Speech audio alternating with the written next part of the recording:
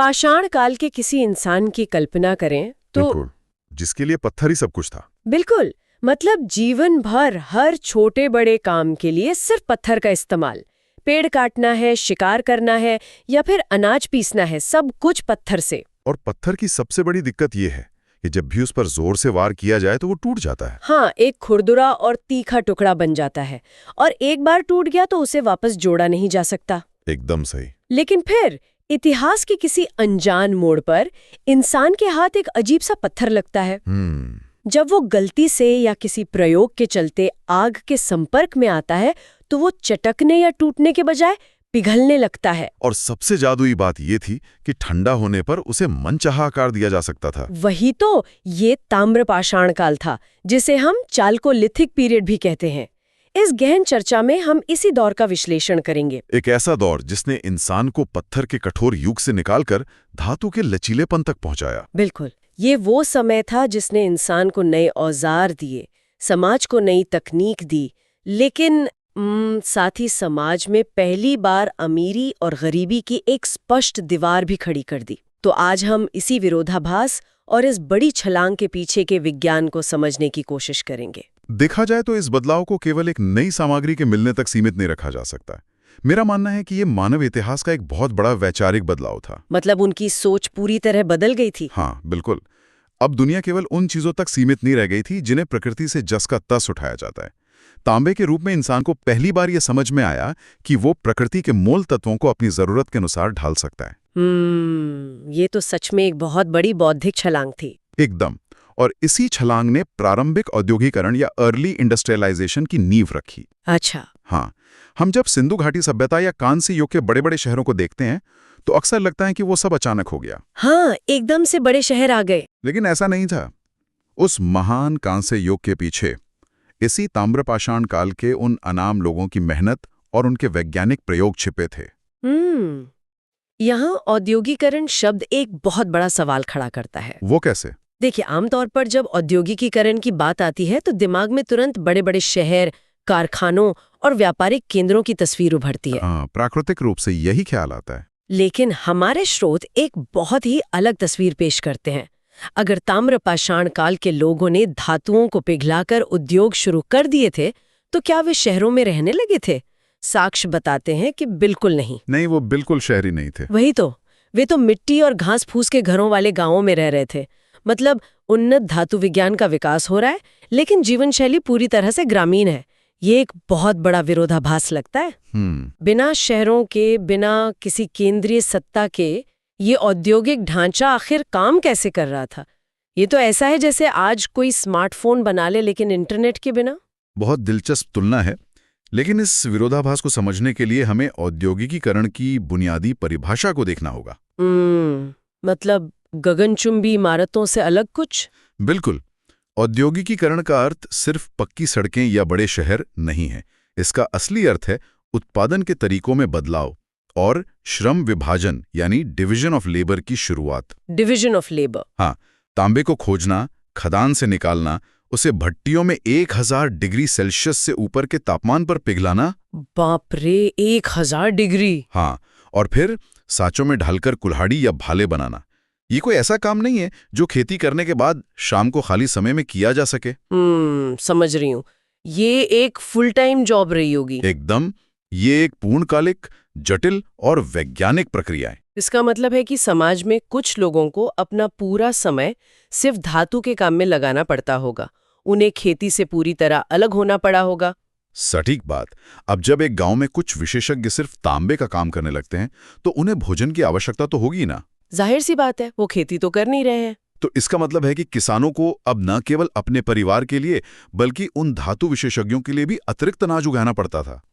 तो एक तरह का बार्टर सिस्टम या लेन देन शुरू हो गया। बिल्कुल। बदले में वे विशेषज्ञ किसानों को तांबे की कुल्हाड़ियां देते थे और तांबे की कुल्हाड़ी पत्थर की कुल्हाड़ी की तुलना में कहीं अधिक तेजी से जंगल साफ कर सकती थी। क्या बात है! और जंगल साफ होने से खेती की जमीन बढ़ी होगी। हाँ, और खेती की जमीन बढ़ने से अनाज का उत्पादन और ज्यादा हुआ। तो ये एक पूरा चक्र बन गया। मतलब ये शहरीकरण से ठीक पहले का वो ग्रामीण समाज था जो खुद को तकनीक के साथ बदल रहा था। सही कहा। कांस्य युग के नगरवासी होने से पहले ताम्रपाषाण युग के लोगों ने प्रायद्वीपीय भारत में बड़े बड़े गांव बसाए और इस श्रम विभाजन को एक सफल मॉडल बनाया। ये एक तरह की विकेंद्रीकृत नेटवर्क की तरह लगता है, जैसे आज के समय में ओपन सोर्स सॉफ्टवेयर बनाने वाली कम्युनिटीज काम करती हैं। बहुत सही उदाहरण है। मतलब कोई एक बड़ा कॉरपोरेट ऑफिस नहीं होता, लोग अलग अलग जगहों पर बैठकर एक बहुत बड़ा और जटिल ढांचा तैयार कर लेते हैं। स्रोत भी बताते हैं कि इन ग्रामीण बस्तियों का जाल एक दो जगह नहीं बल्कि पूरे उपमहाद्वीप में फैला हुआ था। जी। जैसे राजस्थान की बनास घाटी में आहार और गिलुंद प्रमुख थे। आहार का तो प्राचीन नाम ही तांबवती था, मतलब सीधा सीधा तांबे वाली जगह। ये नामकरण तो बहुत ही सटीक था, जैसे आज किसी आईटी हब को सिलिकॉन वैली कह देते हैं। बिल्कुल, ताम्रवती नाम इस बात का प्रमाण है कि भूगोल ने इन प्रारंभिक औद्योगिक केंद्रों को कैसे आकार दिया। भूगोल ने? वो कैसे? सबसे महत्वपूर्ण होता है। हाँ, बिना तांबे के ताम्रवती कैसी? लेकिन तांबे के उत्पादन के लिए सिर्फ धातु ही पर्याप्त नहीं है। भट्टियों को लगातार कई दिनों तक जलाने के लिए भारी मात्रा में लकड़ी से बने कोयले की आवश्यकता होती है और पिघली हुई धातु को ठंडा करने के लिए पानी की। आहार जैसी बस्तियों का विकास इन्हीं भौगोलिक अनुकूलताओं का परिणाम था। वे अनिवार्य रूप से उस समय के प्रमुख औद्योगिक हब बन गए थे। लेकिन ये विस्तार सिर्फ राजस्थान के तांबे वाले क्षेत्रों तक सीमित नहीं रहा ना? नहीं, बिल्कुल नहीं। अगर हम मध्य प्रदेश की ओर बढ़ें तो वहां नवदा टोली नाम का एक बेहद महत्वपूर्ण ताम्रपाषाणिक पुरास्थल है, जिसका उत्खनन मशहूर पुरातत्वविद एच.डी. संकालिया ने कराया था। हाँ, संकालिया जी का काम बहुत महत्वपूर्ण है इस क्षेत्र में। और मध्य प्रदेश के ही गुंगेरिया से तो अब तक का सबसे बड़ा ताम्र उपकरण प्राप्त हुआ है। बात यही नहीं रुकती, और आगे भी गए थे ये लोग। बिल्कुल। ये बस्तियां पूर्वी उत्तर प्रदेश में खैराड़ी और नरहन, बिहार में सेनुआर, सोनपुर, ताराडेही और पश्चिम बंगाल के महिषदल तक फैली हुई थी। मतलब एक सिरे से दूसरे सिरे तक। एकदम सही। अब यहाँ मुझे बहुत हैरानी होती है, एक गांव में बना तांबे का औजार हजारों किलोमीटर दूर बंगाल तक कैसे पहुंच रहा था? उनके पास कोई मुद्रा प्रणाली नहीं थी, कोई पक्की सड़कें नहीं थी। इस फैलाव को समझने के लिए हमें डाउन द लाइन ट्रेड या कहें कि श्रृंखलाबद्ध व्यापार प्रणाली को समझना होगा। श्रृंखलाबद्ध व्यापार। हाँ, ये कोई ऐसा व्यापार नहीं था जहां आहार का कोई व्यापारी बैलगाड़ी लेकर सीधे महिषदल जा रहा हो। हाँ, वो तो संभव भी नहीं लगता। इसके बजाय ये एक रिले रेस की तरह था। राजस्थान का एक गांव तांबे की कुल्हाड़ी मध्य प्रदेश के किसी गांव को अनाज के बदले देता होगा। फिर मध्य प्रदेश का वो गांव उस कुल्हाड़ी को या उससे बने अन्य उपकरणों को बिहार के किसी गांव में नमक या कीमती पत्थरों के बदले व्यापार करता होगा। ओह, तो ऐसे हाथ दर हाथ चीजें आगे बढ़ती थी। बिल्कुल। इसी तरह बिना किसी केंद्रीय बाजार के चीजें पूरे भारत में फैल रही थीं। महाराष्ट्र का इनाम गांव इसका एक बहुत ही उत्कृष्ट उदाहरण है। इनाम गांव, मैंने पढ़ा है कि ये ताम्र पाषाण युग की सबसे बड़ी बस्ती मानी जाती है। हाँ, इनाम गांव में पुरातत्वविदों को बाकायदा किलेबंदी के निशान मिले हैं।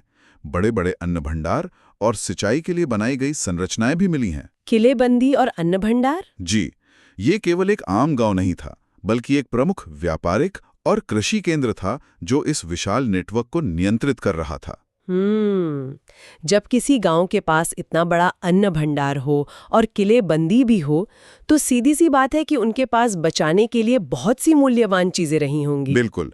सुरक्षा तो तभी चाहिए जब कुछ खोने का डर हो। अब यह कहानी का एक और दिलचस्प मोड़ आता है। इन विशाल ग्रामीण बस्तियों में सिर्फ उत्पादन और जीवित रहने की जद्दोजहद नहीं चल रही थी, एक नई भौतिक संस्कृति भी जन्म ले रही थी। हाँ, समाज का एक नया रूप।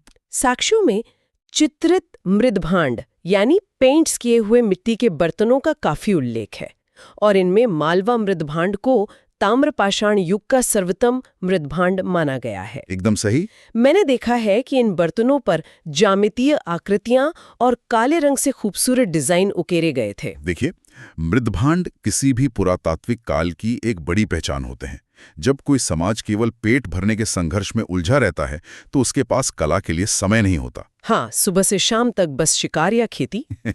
लेकिन मालवा के उत्कृष्ट मृदभांड ये साबित करते हैं कि कृषि अधिशेष यानी जरूरत से ज्यादा अन्न पैदा होने के कारण समाज के एक हिस्से के पास अब खाली समय उपलब्ध था, और उसी खाली समय ने कला को जन्म दिया। बिल्कुल।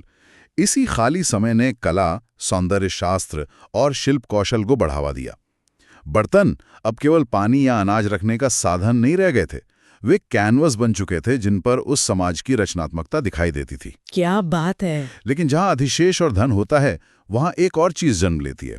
सामाजिक असमानता। एकदम सही। और स्रोतों में यह असमानता बहुत स्पष्ट रूप से दिखाई देती है।